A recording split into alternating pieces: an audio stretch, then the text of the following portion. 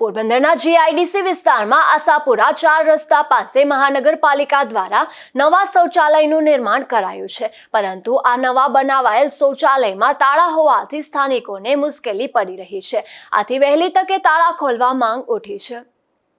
પોરબંદર શહેરમાં સ્વચ્છતાના મોટા દાવાઓ વચ્ચે ઉદ્યોગનગર વિસ્તારમાં એક ગંભીર બેદરકારી સામે આવી છે। અહીં મનપા દ્વારા લાખો રૂપિયાના ખર્ચે નવનિર્મિત શૌચાલયો બનાવવામાં આવ્યા છે, પરંતુ લોકાર્પણના અભાવે અથવા વહીવટી ઉદાસીનતાને કારણે આ શૌચાલયો પર તાળા લટકાવવામાં આવ્યા છે। આ વિસ્તારમાં ઉદ્યોગો અને સોસાયટીની સંખ્યા મોટી છે, તેમ છતાં શૌચાલયની સુવિધા બંધ હોવાથી મુશ્કેલીઓ ઊભી થઈ રહી છે।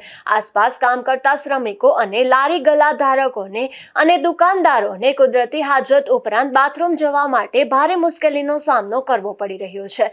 સૌથી વધુ કફોડી હાલત તો આ વિસ્તારમાંથી પસાર થતી મહિલાઓની છે, જેમને જાહેરમાં જવું પડે છે અથવા દૂર સુધી જવાની ફરજ પડે છે।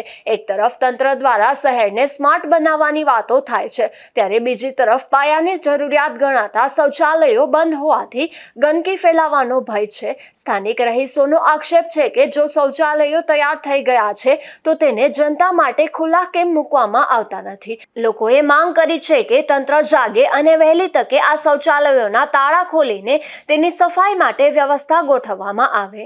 નિપુલ પોપટ સાથે અશોક થાનકી, ગુજરાત ન્યૂઝ, પોરબંદર।